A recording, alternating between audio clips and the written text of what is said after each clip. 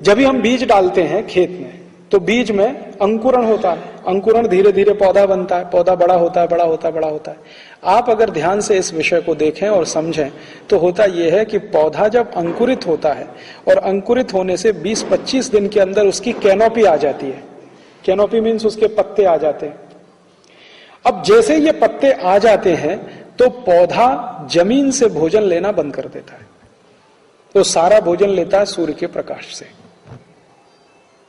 सारा का सारा भोजन सूर्य के प्रकाश से लेता है, जिसको हम सब लोग फोटोसिंथेसिस और जो भी कहना चाहें कहिए।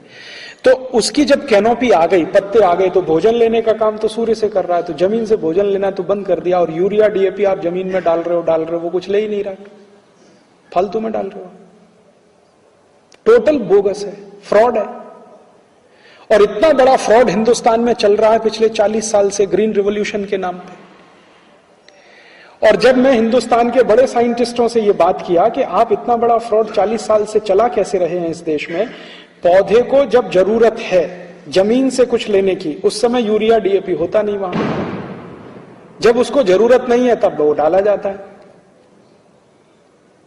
तो उन्होंने कहा हाँ बात तो आपकी सही है, तो ये चल कैसे रहा है? तो ये चल रहा है इसलिए कि ये जो यूरिया डीएपी सुपर फॉस्फेट कंपनियां हैं, इनका कमीशन ऊपर से नीचे तक बट रहा है, नेताओं से अधिकारियों तक, इसलिए ये चल रही है, इसलिए फ्रॉड भी चल रहा है।